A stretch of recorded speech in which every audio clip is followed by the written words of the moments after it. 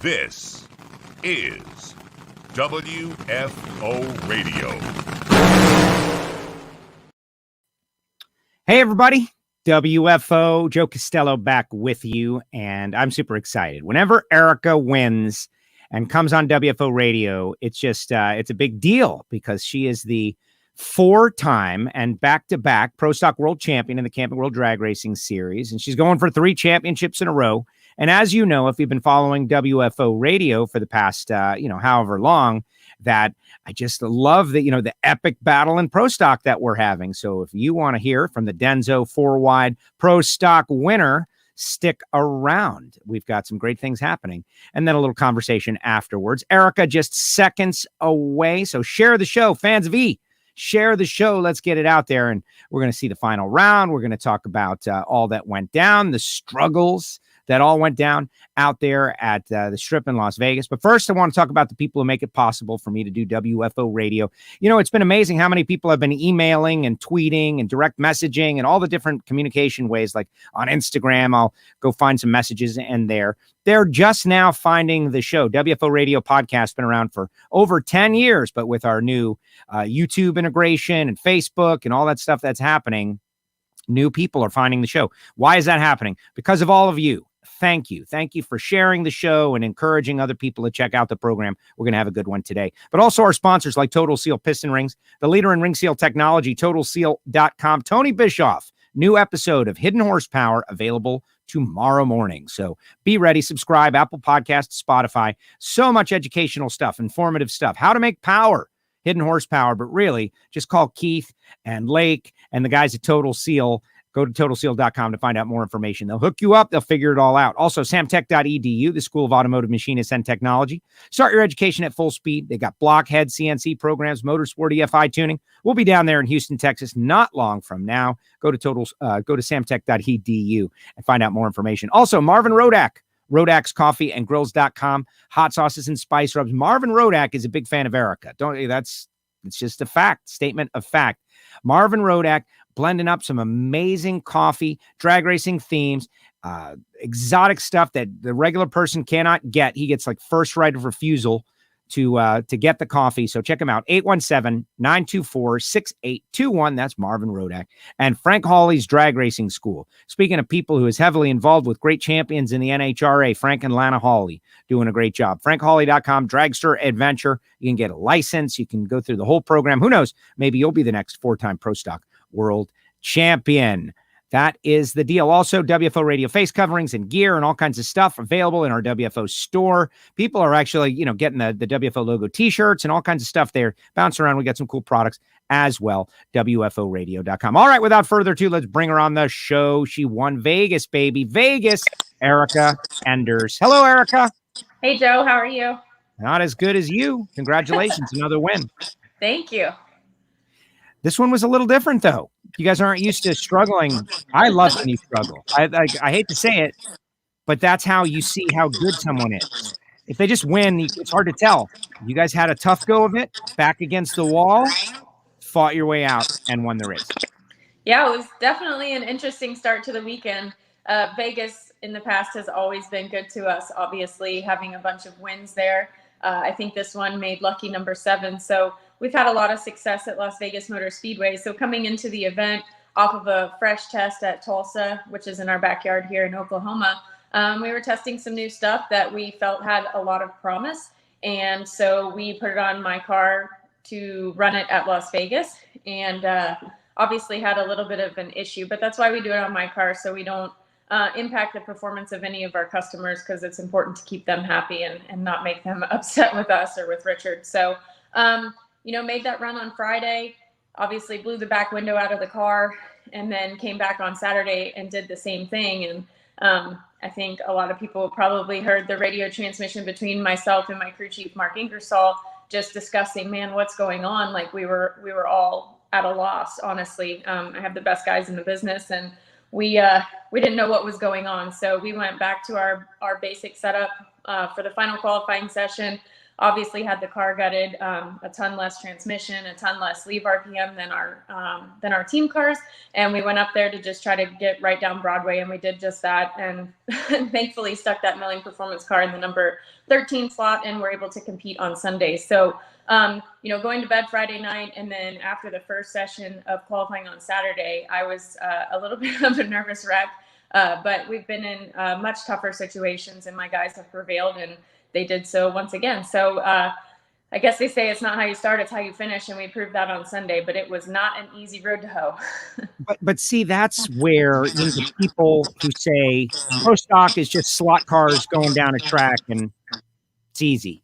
No, it's not easy when a championship team like Elite and Erica can't get it past 60 foot. But you did, and you got more opportunities than you won. And that's, to me, it's a teachable moment, like a learning moment for fans. I think it is, and anybody that thinks it's easy, we welcome you to come try, or I'll buy your plane ticket and your fire suit, and you can come give it a shot. But it's definitely the most challenging car that I've ever driven, and my teammates will go ahead and say the same thing. But it definitely proves what we're made of. I mean, it's not easy, and the valleys are what make the peaks so great. So that's something that we've acquired over the years, and me especially as a driver, is to be able to put all of that out of your mind and perform under pressure when it counts, and we were able to do that. So it's not something that you can really acquire. You just kind of got to have it. So my guys did an excellent job. I know Mark and Tim Freeman were extremely frustrated with our performance, but they dug deep. All the guys on my race car kept the faith, and we were able to get it done. So that's all that matters. They really used the audio you referenced on the Fox broadcast, and I felt like that was very important to hear that. And it wasn't bad in any way. It was just a candid conversation, you guys trying to sort it out. I love when they do that. It gives insight into the challenge, and you're like, what's going on? And talking about Tylenol, it's not a comfortable feeling. Tire shake, describe it. No, it's definitely not a comfortable feeling, and that's something that my teammate Jed Coughlin taught me years ago. I've always kind of copied his safety, because he's always really proactive instead of reactive, and does things ahead of the times before rule changes. And years and years ago, when I crashed my first pro stock car in 2004, I had some issues with my teeth, because I flipped over a bunch and whatever, it chipped some teeth. And so Jeg's like, why don't you wear a mouthpiece? He wears a mouthpiece like other athletes in football and whatever, wrestling.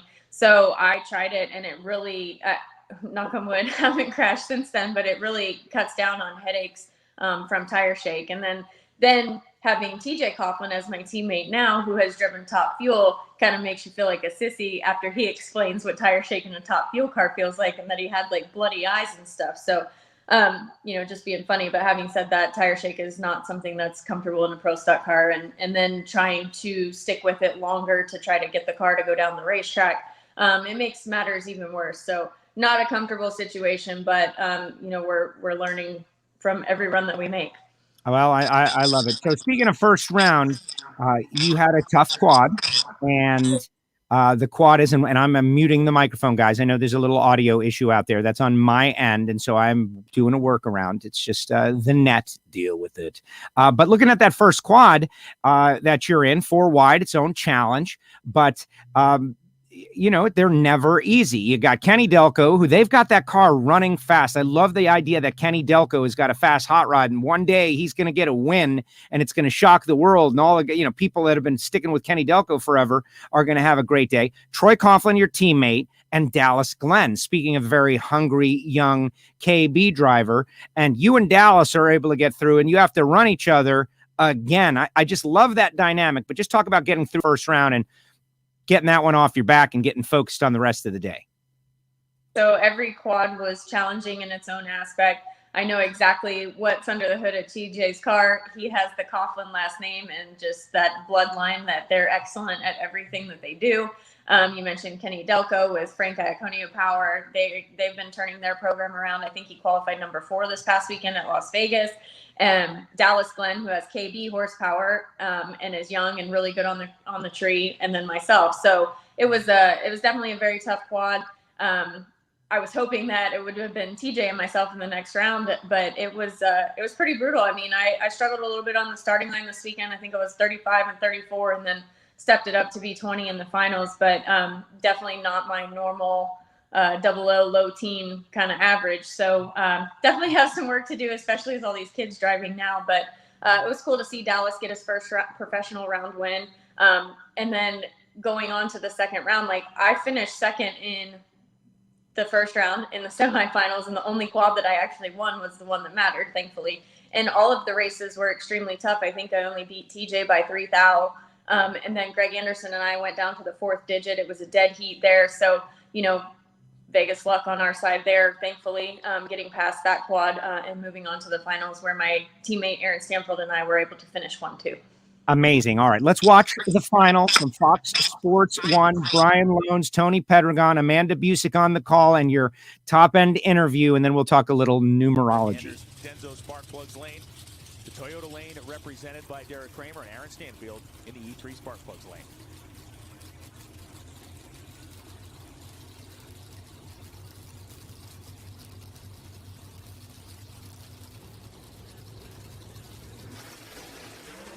Red light start for Mason. Aaron Stanfield, 18 on the tree. Enders, 21. Who's got the horsepower? It is going to be Erica Enders. Enders, from the depths of despair early in the weekend, they resurrected themselves to get the victory. She was 21 on the tree, goes 665.6, outrunning Stanfield's 18 light in 666.7. Regardless of where they qualified, once they... 300th race of your career, almost not qualified in the last session. You start the day from the 13th spot. You posted earlier on social media this week that Vegas, I'm coming for you. Where do you find all this luck right here at this track?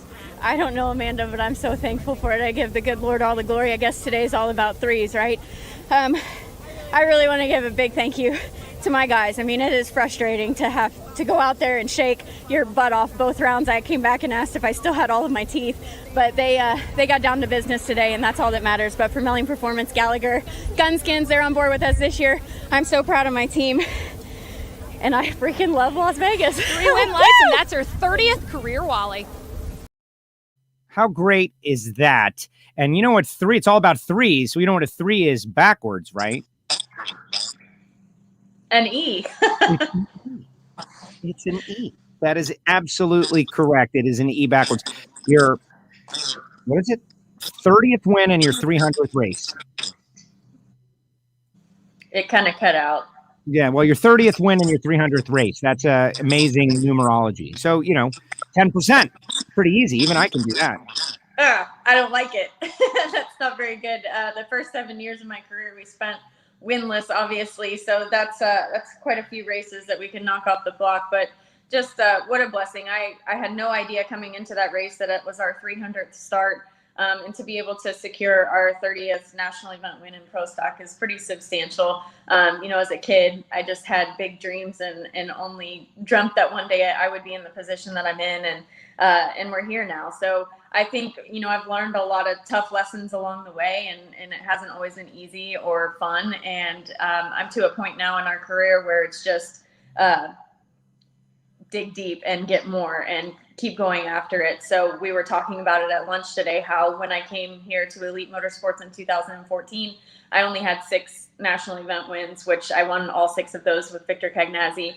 And we have 24 here now, and 2 K&N challenges and 4 world championships. So it's just been kind of a whirlwind here. It's hard to believe it's my 8th year here at Elite Motorsports, but just a true blessing to work with some of the best, greatest guys in the entire business, from Mark Ingersoll, Jake Hairston, who is our lead engine builder with Kyle Bates. And I want to give him a shout out because we had a weekend off before Las Vegas, and instead of spending time with his 2-year-old and his family, he was up here at the race shop by himself working on the engine that went in my car to win this event. And he's hands-on on TJ's car. So he put in the extra effort there along with my other guys. And it's just, it's a huge team effort. And I know every driver talks about that, but these guys are amazing, and I'm so lucky to have them. No, I think it's great. And so many people out there on social media, we've gotten used to, like, I love when you win races because you give us great interviews, but you also bring the listeners, baby. And they're all on here and they're all saying what's up and congratulations. And a lot of people, we talked about it at the end of last year with that Disney Plus, they're all watching Right on Track and they're watching the movie and they're checking it out. And it's getting new life. That's awesome. I'm really appreciative to the fans for sticking with us all these years. And it's so cool to still to this day, the movie was released in 2003, to hear these kids come up to the ropes at the racetrack and say that they junior drag race because they saw Courtney and I's movie on the Disney Channel. So a whole new audience of fans that wouldn't have necessarily come drag racing had it not been for that Disney movie. So that was a blessing in itself also. Pretty kind of surreal deal. All right, so I'm going to let you know what I'm thinking about. And you know me, I want to get great stories. I love how you leaned in on that one. That's great. Thank you very much. The Greg Anderson, Erica Enders battle for the championship starts immediately. He wins the first one. You win the second one. You've both got 4 championships. You're the 2 greatest active racers out there right now. Jason retired, Bo retired, Jag retired. You kind of cleared the field. Yes, there's young kids and TJ's great and all of that, but you two are the 2 alpha dogs of Pro Stock, and you've proven it with the first 2 race wins of the year. I think you guys are going to be in a massive, epic, historic slugfest from now all the way to the championship, and it's going to have twists and turns and fun and chaos and maybe anger, like we don't know, but I'm super excited about it. What about you? I'm excited about it as well. And I just read an article that I saw on Facebook about Greg Anderson yesterday, kind of thinking about when he's going to retire. He's 60 now and all this stuff, but I know the competitive spirit that he has matches mine. And this is something that's definitely going to be hard to walk away from for both of us, but there's also more to life than this as well. So all these young guns out here are going to throw everything they have at us. Dallas Glenn was proof of that first round. Aaron Stanfield, I think his average was sub 20 on the Christmas tree all weekend in Las Vegas. So he's doing an excellent job. Obviously a world champion in factory shootout. TJ Coughlin is a Coughlin. He's just going to kick butt no matter what. Then you got Magaha and the Quadras and all of these kids who I'm double their age and then Greg's double my age. So it's like kind of crazy that what's going on. But I definitely think it's going to be the drive for 5 for both of us. As you mentioned, we're both tied at 4 world championships, and they're going to have to pack a lunch to get on me and Greg. I want to say that all in good fun, but we will dig deep and do our best to kick their butts. That's for sure. Well, that's exactly what I want to hear. And that's why we love Pro Stock. And this is what, there's always a different news story, right? Like you don't know what the season is going to bring. And maybe, Mason, and you say Magaha, I say Magahe, one way or the other. Like we don't know what's going to happen, but it's shaping up like I think it's going to happen. I don't think this is a tough call this year. You guys are at your pinnacle. You're going for 3 in a row. He's fighting for his survival, trying to get to 100, feeling that like this is the last opportunities and it's going to be great. But those young guys, like, why are they so good on the starting line? You've developed your starting line abilities over so many years, and you've been so kind to explain it all to us on WFO, the clutch pedal, the analysis, the data, all of that. And then, get a guy like Dallas Glenn who knows his stuff. He works on the cars. Mason, these kids, they just jump in. They're not thinking about anything. Boom, 00. And that's the blessing of being young and naive, and that's not meant as a derogatory comment to any of those people. It's just they have no idea what you have to go through to get here. To be able to start your career in an extremely competitive race car is such a huge blessing, and you have to take advantage of that, and that's exactly what they're doing. But they don't have a worry in the world. They don't have to worry about where their sponsorship checks are coming from. It's funded by their parents, and that's great too. But it's going to be a dogfight. It's going to be crazy. I like how you mentioned, Greg and I are going to be down to the wire, and I definitely think that's how it'll end up. It's going to be a long season, and my dad sent me a copy of the points when I got off the airplane on Sunday night, getting home from Las Vegas. The points came through, and we went from 9th to 2nd. In one race. And I was just thinking, man, that was a huge swing in just one race, but it's early in the year. And here I am feeling like we suck, right? And we won the Door Slammer Nationals in our comp car. I had a horrible outing in Las Vegas, and then not Las Vegas, Gainesville, and then we go to Las Vegas and win the race. So 2 of the 3 races we won this year, and I have this mentality that we just suck and we have to dig ourselves out of a hole. So that kind of kicked me in the butt and made me think, or made me realize that we have a really great car, obviously have a really great team, and it's going to be a long year with a lot of twists and turns, as you mentioned, but my money's on us, and hopefully we're right at the top at the end of the year. No, I love it. I love that you're running Competition Eliminator. We got so many people on there. They love Pro Stock. They're Camping World Drag Racing fans. Like we said, you're never going to shake the movie. That's part of your life and the people that follow Erica. But when you rolled out to the Door Slammer Nationals and when you run Competition Eliminator, to me, that's just like driving home the point that you're the racer's racer, celebrity and fandom and fame and all of that. That's great. But you're here to race, and to go out and be competitive in comp is a tremendous challenge. The tree is different. Everything's different. Those guys are killers. And for you to have gotten a win, not a national event win just yet, but have gotten a win, that says a lot. It definitely says a lot. And, a lot of that credit goes to our engine builders here at Elite Performance and then at Patterson Elite as well. And that's the business that we're in, is to sell engines. So the first race that I raced it at a division event in Houston, we set the new world record for C Supermod by a long shot, and we made horrible runs in marginal weather conditions. So I know that we could have got on top of that, but as soon as we set the record in that car, we sold the motor the next week, and Richard reminded me that that's the business that we're in. I'm like, well, I want to race with that motor. But so they built us another one, and now we're running a super, and we set the record in that class as well. So I definitely have the horsepower. These guys at Elite Performance and Patterson Elite know exactly what they're doing, and to have more records in addition to our Pro Stock and Pro Mod stuff, it's pretty substantial. And then I want to shine light on the other side of it, where it's a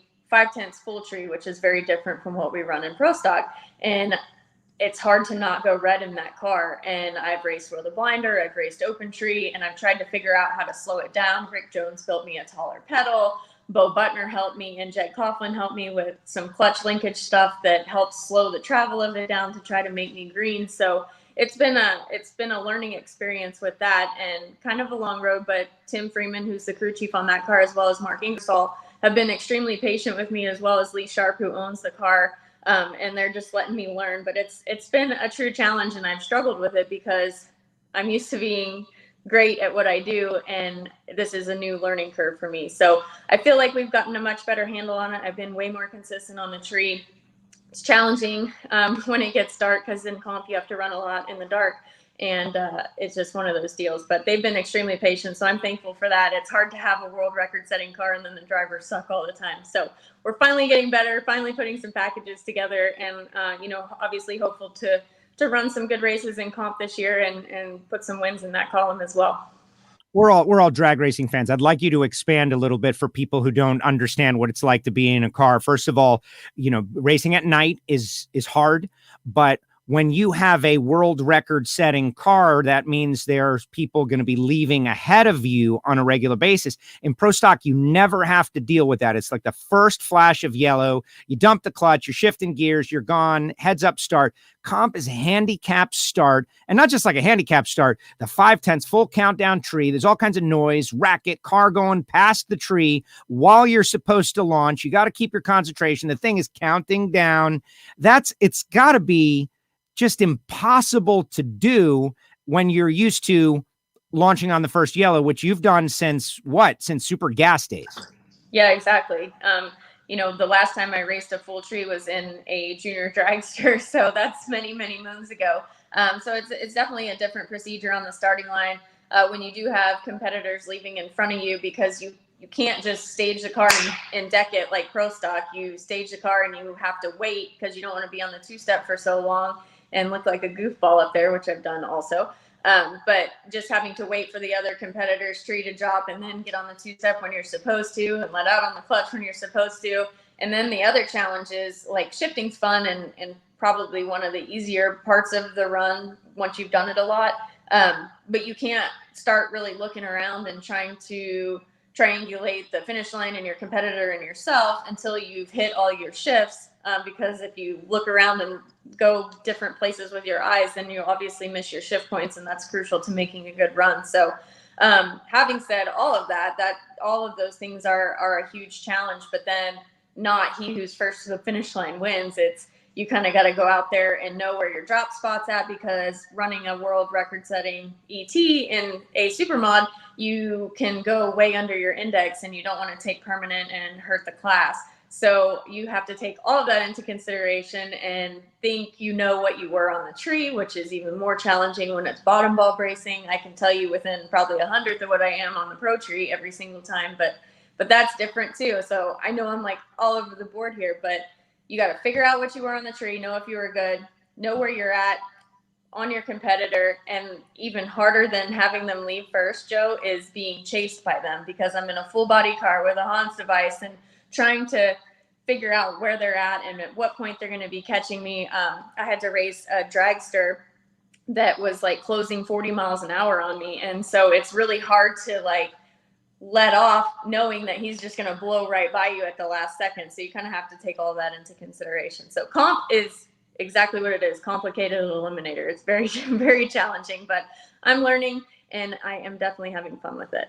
That's awesome. I know. I love how you put it. It is complicated eliminator, but for those of you who are Pro Stock fans or Top Fuel fans, like spend a little time with comp, try hard to catch up to it, and you'll love it. Look who's out there. We got a lot of people saying what's up. Daryl Gwynn saying what's up. That is a GOAT, as in the greatest of all time. Brittany is out there saying hi, Erica. Jeremy out there. Awesome job to you and your team. Here's one. I don't know who it is. Where's the best place to go get a Pro Stock license? To get licensed in Pro Stock?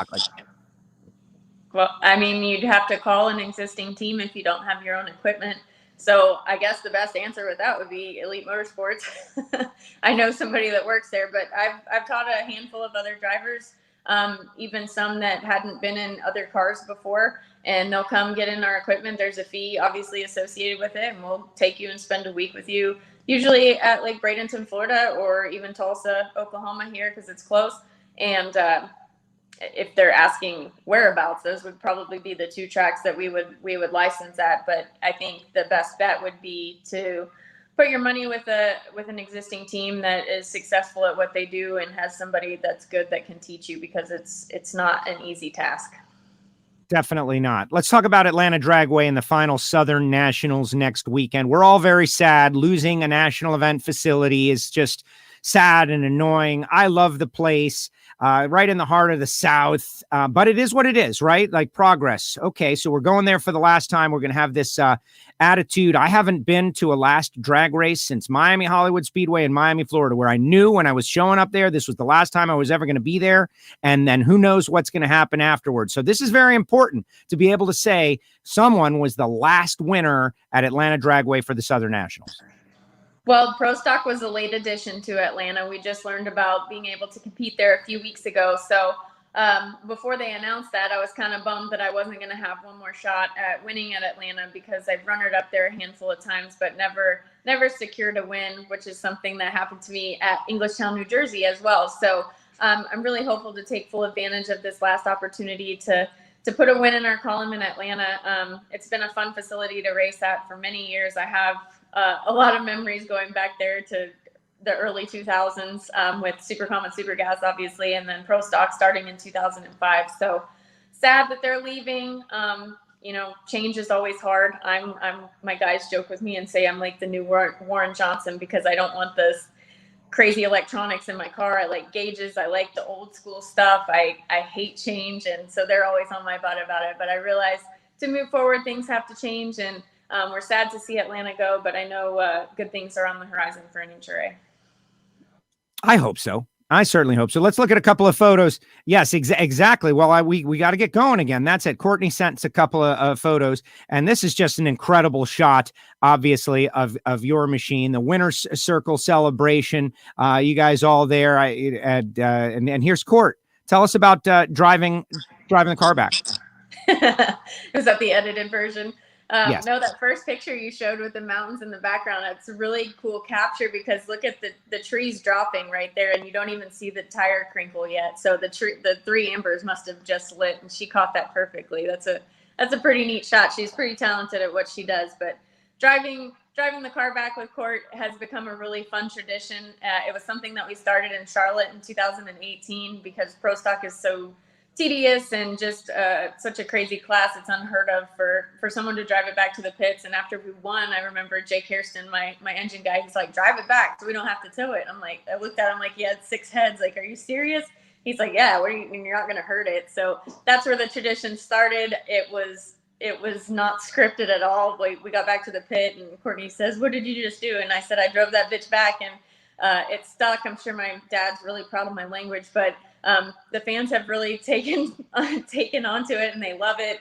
We sell t-shirts with that slogan on the back of it and it's just become a really fun tradition. And after we win, I always can't wait to do that part of it. And she does a really great job capturing that video, but it's a lot of fun to drive it back and the fans that are cheering for you along the way. And, they always are, like you do this when a trucker goes by, they're like, whack the throttle. So they love it when you whack the throttle as you go by, but super fun, super blessed to have the opportunity to do it.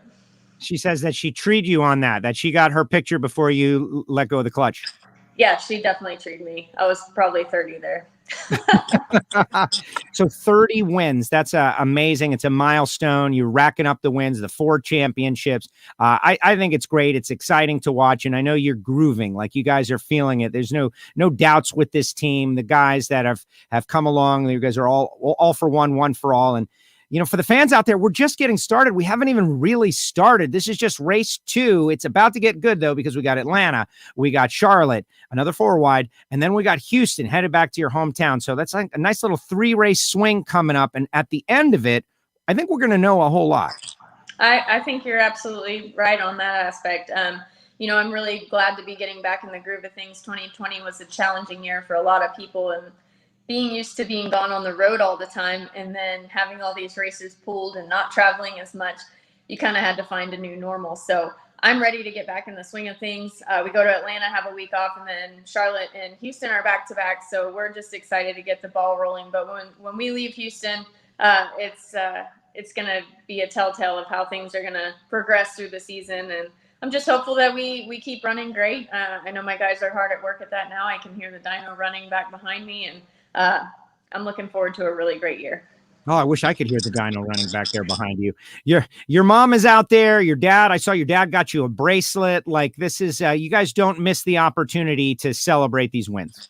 No, definitely not. I shared that bracelet on social media the other day. My dad, I'm 30 something years old and we still get Easter baskets. It's a lot of fun, kind of a tradition of my family's. And that bracelet he gave to me for Easter, it says, believe in you like I do. Because sometimes I forget what we're capable of and kind of get down in the dumps like anybody else. But he gave me that as a reminder that I can be great. I just have to set my mind to it. And sometimes you just kind of need that kick in the butt. And he was there to offer that help. So pretty cool to have such a supportive family. And I love having my sister out there with me every week. It's really awesome in the aspect of just having another girl out there instead of all these goofballs, but also to be able to race with my family and have her capture all of these great memories that one time I'm going to, in the future, talk about these being the good old days.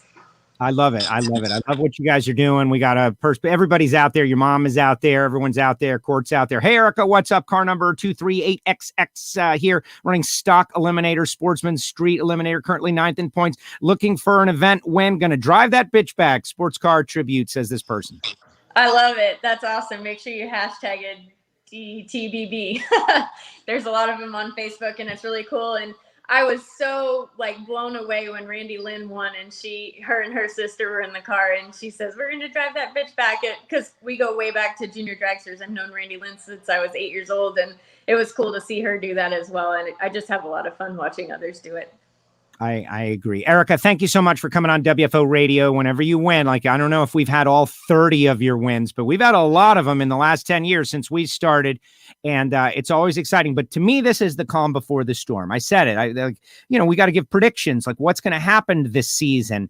And I just think based on what I see happening at KB and Greg, that Greg is like giving it all he's got. Like he wants one more championship. He wants one more big season to get over 100, to surpass Warren Johnson in wins. And then there's you trying to win 3 in a row. And you're both great racers. And I think we're going to see just amazing stuff. I'm super excited that you're about to go through it, and hopefully you'll come on the show and tell us all about it.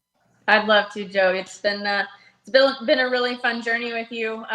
Being able to come on the show after a race win has become a tradition that we look forward to. And I'm so thankful that you cover our sport with such passion and such love. It's really exciting to see and go back and watch the shows and whatnot. So that's what it takes to make all of this successful, is to have people who are passionate and love what they do. And you show that every week. So thank you. Thank you so much, Erica. All right, back to work for both of us. Appreciate it. Thank you so much. I'll see you in Atlanta. I will be there for that one. It's not quite Vegas, but I'll have some fun in Commerce, Georgia. It's going to be awesome. Maybe they've got some back alley gambling I can get in on. But in the meantime, we're going to have a great fun at the final Southern Nationals. Erica, thank you for your time. Thanks, Joe. There she goes, Erica Enders with us here on WFO Radio. If you're new to the show, it's a podcast. You can subscribe, Apple Podcasts, SoundCloud, Spotify, but really just make sure you like our YouTube channel and our Facebook page and click subscribe and ring the bell, and you'll never miss a show. And Erica has been great. Courtney has been great, just providing us with lots of content. And I'm just super excited about what we're going to see. Last year's season, we all know what happened. It was kind of a truncated year, and we didn't get a lot of flow. We were all going through the worldwide pandemic, etc. But this year, we are on. I feel like we're coming to the other side of it. We can focus on what really matters. And in Pro Stock, you've got this great story, and I don't want to take any spotlight away from anybody, except you earn spotlight. And Greg Anderson has earned spotlight. And Erica Enders has earned spotlight. And you think about the championship 2 years ago where Greg qualified 15th and they ran first round. To me, that's the most talked about single round of drag racing in the last 5 years. And now we're starting a season with those two at the top of their game. Greg wins race 1. Erica wins race 2. This should be the water cooler conversation for drag racing fans every week, everywhere, all the time. Are they going to be battling for the championship throughout the countdown, or is someone else? And I'm not saying Kyle Koretsky can't jump up and do it, or Troy Coughlin Jr. in the Jegs car. They can do it. But our experience tells us that the best of the best, some of the best that have ever been, Daryl Gwynn, one of the greatest of all time, calls Erica the GOAT. And that's all you need to know. If that doesn't get you excited about Pro Stock, I don't know what will. Put your comments in the comments section. Final comments here on today's WFO Radio. Remember, yesterday we had Ryan Ayler and we had Alan Reinhardt. If you're watching on Facebook, you can just find those right down in the feed. YouTube, of course, subscribe, click the bell, all of that. A full debrief tomorrow. Bob Tasca going to be on the show as WFO winds up with race winners. Can't wait to talk to BT3, talk to Tasca about his win. But for you follow the show, I love Pro Stock. And so I couldn't be more excited about what's about to happen, getting into a groove and having Erica. That's from the World Door Slammer Nationals, Erica Enders. That was a very special race, and they had a great time down there. But to think about the way it's going to go, it's just exciting. Just super exciting. Hey, I want to shout out to the people who make it possible while you're putting your final comments and thoughts in the comment section, talking about Total Seal piston rings, the leader in ring seal technology. We got a podcast that we do for Total Seal called Hidden Horsepower. You can definitely sign on and listen, especially if you're an engine builder or you respect those guys, like what they do. Tony Bischoff, the Horsepower King, is going to be the next guest. That one drops tomorrow. So get ready, write us a review, be ready. Also, Marvin Rodak, Rodak'sCoffeeandGrills.com. This is the coffee I'm enjoying today. The DR Congo Organic Estate. This is incredible. It'll fire you up, and it's very rare, and it's fantastic. Call Marvin, 817-924-6821. Samtech.edu down there in Houston, Texas. Be hanging out with Brian Massengill when we head down to Houston Raceway Park, presented by Pennzoil. And Samtech, going to be out there.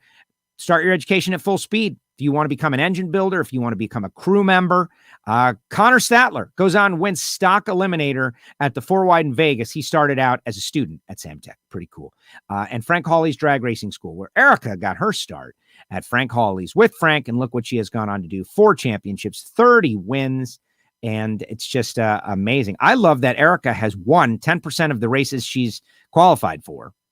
300th race, in NASCAR, like 300th start, 300th race. She's won 10% of them and is dissatisfied. Like, you told her 10%. She's like, that's not enough. That's why she wins as much as she does, because she is dissatisfied with winning 10% of her starts. Pretty amazing stuff. Let's see what everybody's got to say out there. Thank you so much. Erica always brings new listeners. Hopefully you guys will join us on a regular basis and see us. There it is. There's the hashtag. That's not a ladies only thing, is it? Like, can guys do it? Just wondering. Because I would. Then again, I don't tow my car anywhere. So like the Brittany says, I can't wait to go back to the track and watch you guys race. Come on out. Atlanta Dragway, Houston, Charlotte. Not in that order. Charlotte becomes before Houston. Jim Hughes, you and Bob Glidden are the champs in my life. And Bob Glidden and Erica had a great relationship. Now, there was a little audio issue on that one. And so I was having to mute Erica while I was talking so there wouldn't be any feedback, which was a little tiny bit of a bummer. But if you're wondering what that was it. And so that's why I couldn't get to every single question like I might normally. Let's see. Bob's Pig Shop or Joe's Smoking Barbecue. I don't know either of those places, but barbecue, yes. That's my answer. Barbecue, yes. There it is. DTBB. DTB. It's the best part of the weekend. I was there for the first one. How about that for a great stat? I was there for the first DTBB and watched it happen and knew that it was something special the first second. I think I've got footage of it, like my own shaky camera footage, but still. Corey Savoy, Joe, where can we find an updated schedule for Pro Stock and Pro Stock Motorcycle? Can't find one anywhere. I don't know. I think NHRAracer.com might have one. That might be a good place. I can certainly search one out, Corey, Miami Dolphin fan. Draft this week or next week, buddy. It's time for the draft. This is an awesome radio station. Thanks to Erica for being part of it. Thank you, Jim, for saying that. Yeah, would WFO and WFO radio has been in business for a little over 10 years now. I started in Miami doing sports talk radio, but I'm a bracket racer. I'm a drag racer. I remember when Erica first got started, and, the same thing. I had friends that thought, oh, she's just a, girl racer out there trying to make things happen. And she won them all over. Erica has won. I don't know anybody that doesn't respect the heck out of her for her talent and ability, but it has been amazing. And while she climbed the ladder out there, I've been involved in this career, and now they've merged together with WFO radio. So if you love drag racing, you love talk radio and podcasts, this is the inflection point of those two things. So tell your friends, tell everybody. And if you want, there's WFO radio face coverings and WFO radio stickers and WFO radio shirts like this one and all kinds of gear. Check out the WFO store and help us. Simple as that. I'm not ashamed to ask in that way. We need every person who likes and cares about drag racing, who also can tolerate me, because honestly, it's all subjective. There are people who can't stand the look of someone's face or the sound of their voice for reasons that only they understand. And if that's you, I get it. But if you can, spread the word of WFO. There's a show on YouTube and on Facebook, and we got a mobile app, and you can subscribe on Apple Podcasts if you want the audio only and listen to the show. We're trying to grow as big as we can possibly be, because that enables us to do more stuff. And hey, if you want to become a Patreon of the show, you can do that. And certain Patreons, look at this, the $10,000 certified Patreon pin, the one pin that someone gets when they get to $10,000. That's not what happens. If you support the show for a while on Patreon, you become certified and you get a pin. Let's see what everybody else has to say. Jim loves the show. Thank you very much. Great interview, says Mitchell. What a hot cake. What a hot cake. I don't know what that means. What a hot cake. Like, is it the attractiveness? Yeah, I would go for that. No badgering for a dyno room tour, only because of the audio issue. And, honestly, Derek, if it was Courtney, I would have told her. But Courtney, her job is to be tech savvy. Erica's job is to drive the car and cut great 00 lights. And they're both great at their job. So maybe. Richard Freeman has given me an invite from like 10 years ago to come out and see the place. So maybe in Dallas later on this year, Fall Nationals. That's something we could work on. Then again, seeing what Richard's all into, I don't know if the dyno room is the thing I want the tour of. See both in Charlotte. Just messing with you. Great job. Yeah, I got it. Derek's a Patreon. Great show today. We'll be back tomorrow also. Joe, please continue these types of interviews. We love to hear from these drivers, raw and straight up talking. Got it. We're on the case.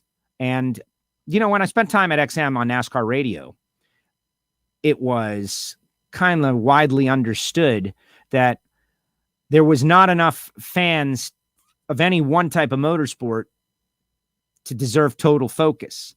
That's why there were all these shows that did every kind of motorsport. Think of Wind Tunnel. And, they would bounce around and talk about a little of this, a little of that. But my experience at NASCAR radio was like, no, man, these people are interesting characters and they're worthy of full attention. And I immediately thought of the drag racers. No offense, NASCAR guys, but the drag racers are better characters. They're more interesting. That's all. It's like a different sport. More a little renegade, more outlaw drag racers. I don't know if outlaw is the word. Just crazy characters, man. Crazy characters in drag racing. And they needed a place to show their character. And that's why I started WFO. WFO was started with drag racers and getting the word out to fans about who they are. That's why it was started. Now, there's a lot of shows and there's a lot of people doing stuff. And I think it's great. Like, that's what we need. And I've said it all year long. I'll say it more. This is not the last time I'm going to say it. If you like drag racing, you need to buy a ticket this year. This is the year to buy a ticket. No more, well, I used to go back in the day, or I used to go to that. It was fun. Maybe someday. No, this is the year. We need you to come back to the track. Not, we want you. We need you to come back to the track. Let's represent this sport. I'm on the soapbox a little bit. I do that. To me, Erica versus Greg matchup, I always picture a matchup of fans would drive thousands of miles to watch a best. Let's go best and listen, James. If I'm driving thousands of miles, I want 4 out of 7, not 2 out of 3. Great show as usual. Jim says, thanks to the sponsors. We appreciate the show. Spread the word. Yes, you can always become a Patreon and tell the folks Total Seal, Rodax, get some Rodax coffee. And we got new sponsors coming on soon. Always reaching out to new sponsors for this show. Let's see. Audio sounded great about halfway through when I started to hit the mute button when I was speaking. Be sure to check out my race page and vids. Brandon Welch. What's up, Brandon Welch? How are you? Let's see. With celebrating Jerry's win in Charlotte, and Erica started up the car. She drove it back. We were all like, oh, okay, that's cool. Yeah, can't really do that with a pro stock motorcycle. So you guys were in the winner's circle as well for that one, Corey. It's all coming back to me. Cool moment. It was. Exposure is the key. Exposure is the key for everything. I'd love if you featured me in an interview, getting the car ready, but always willing to have that interview. I wish I knew who you were. And it's not because it's just because Facebook doesn't want me to know. They don't want me to know. I bought my ticket here in Vegas, had a great time, first time at Four Wise. And the Wrigley Bum says Route 66 Dragway needs to get with it. Miss the NHRA coming here. Yeah, I agree. I don't have a whole lot to add. I could go, this guy likes 4 out of 7. The sport of drag racing is a passion for all of us. We love it greatly. It has come a long way. What happens from here on out? What happens from here on out? Does it continue to grow as it has, like a slow burn, bringing on some new fans, or can we experience a pop, if you will? I think we can experience a pop. I think everybody has been sequestered, not everybody, but many, many people have been thinking about their health in their homes for the last year, their family, their friends, their jobs. And I really believe that over the next 6 months or so, people who have never considered doing various things will consider new things. And I think drag racing, NHRA Camping World drag racing in particular, can be one of the new things that they try. And I think that needs to be our goal. In fact, I'm really hoping, and I'm watching, and, I watch the stock market and I watch all of that, like the transition from surviving the pandemic should have happened already to gaining the most possible ground post-pandemic.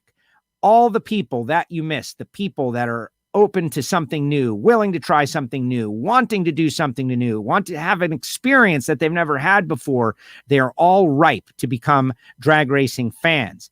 And it's going to be an interesting transition, because it's like The economy isn't totally back, but it is back for a lot of people. Some people have got more money than they've ever had. But at the same time, some people are not in position to spend a lot of money promoting that kind of stuff. How do you grow and maybe even have explosive growth during this period? That's what I am working on every day, not just for me, but for our sport and for the drivers and for the teams. We have to think big right now. You have to think big, like Big Daddy. You got to think big. This is an opportunity for the sport of drag racing. And every fan, you're part of it. This isn't the NFL. It isn't Major League Baseball, things that have been going for 100 years. This is the 70th season of NHRA drag racing. We need, as in, I'm a contractor, guys. This is what I do, WFO Radio. I get to work at the NHRA on a pretty regular basis, and it's great. But I love drag racing regardless. If you love drag racing and you can do it, have a watch party for the races. Bring your friends over. Teach them a little bit about it. Nobody taught them about it. They don't know about it. Give them a driver or two to root for. Show them Erica. Share this interview. Check out this girl. She's awesome. She's the best in the sport right now. She's the best. She's at the top of her game. Pinnacle of her career right now. Follow her. Watch her. The good moments, the bad moments, who knows what comes up. You know, people need to learn. They need training, believe it or not. There's, I think, of Coming to America. They're watching the guys in the tight pants chasing the oblong ball through the big yellow H. You know, and people receive football, baseball, basketball training everywhere they go. They can't escape it. Drag racing is harder to get to know and to understand. Eyes were rolling back when we were talking comp, except I was getting excited because that's what it's all about. We need all hands on deck.